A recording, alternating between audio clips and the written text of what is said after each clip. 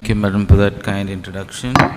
And at the outset, when I was given this topic, I was a little surprised about the title itself. Essentially, inflammation and cardiovascular disease is something which is more a subject of medicine rather than cardiac anesthesia. But once I started reading up and preparing for it, I realized there was so much more.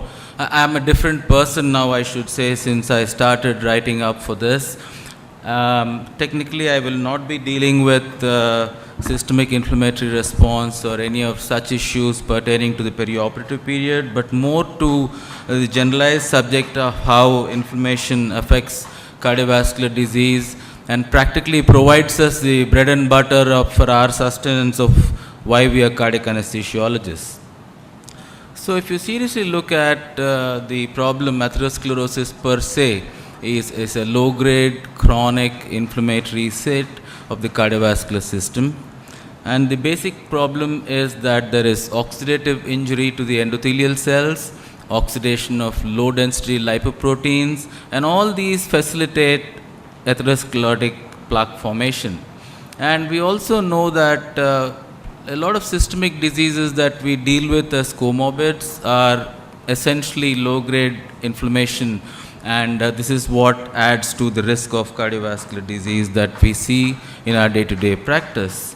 And this brings us to the problem of cardiometabolic disease. So all the problems that we see are, like I said, comorbids, dyslipidemias, dysglycemias, hypertension.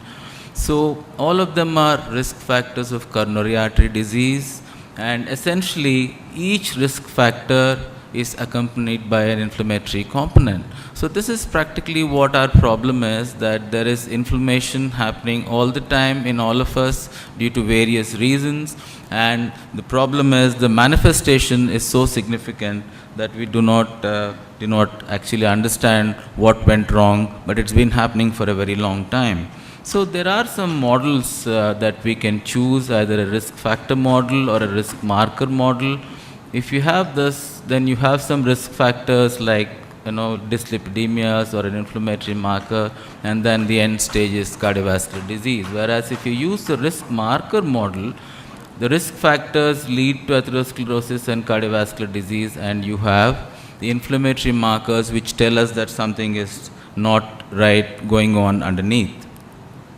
So typical examples of problems of inflammation is obesity and diabetes. These are two problems which we face ourselves. Obesity is the biggest or the prime example of a low-grade inflammatory process going on all the time.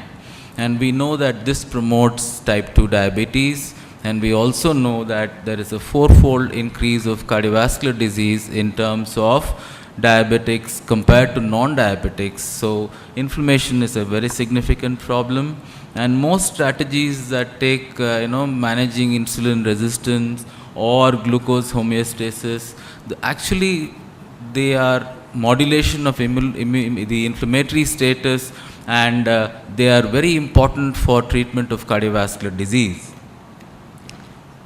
Atherothrombosis, like I said, has lot of inflammatory influences, and these interact with atherogenic lipoproteins, and a constant process like this leads to disease progression.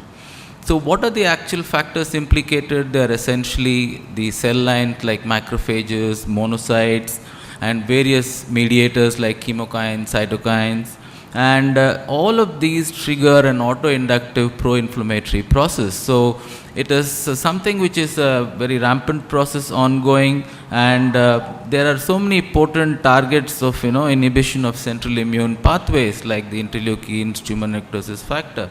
So it is very important to see what therapies are available for us. And if you see this cartoon, you can see monocytes, which the inflammatory mediators are generated, CRP, and this along with the cytokines act on macrophages, foam cells, and you have a prothrombotic state in the patient, and this leads to plaque formation, plaque disruption. So the inflammatory process is something we should all understand. So any cerebrovascular or any cardiovascular disease involving any of the vascular beds should be treated as endothelial dysfunction because of inflammatory process. So this basically shows us that there are some upstream targets, namely the vessels, the macrophages, the adipose tissue or the inflammasome, and you have some downstream targets. So you have biomarkers which can tell you where the process is and how you can quantify them.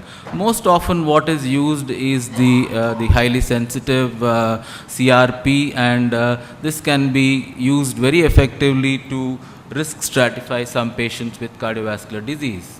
And just looking at one of them, like the interleukin 6, so elevated values give you definitely the relative risk for cardiovascular disease or even future cardiac events. So looking at biomarkers of inflammatory process are so important in management strategies for every disease process that is influenced by an inflammatory process. So CRP is more than a marker actually. So it also probably plays a direct role in atherothrombosis. And if you see, there is it is not seen in normal intima, but it localizes in atherosclerotic plaques. It modulates nitric oxide production and expression of various, say, plasminogen activator inhibitors, low density lipoprotein. It blunts endothelial vascular reactivity. And tissue factors in monocytes are induced. So there is a whole lot of ways by which just this particular molecule causes a highly accelerated inflammatory process. The Jupiter trial, which was the use of statins, essentially what they saw that the greatest absolute risk reduction was in those patients where the inflammatory markers were the highest at the time of entry.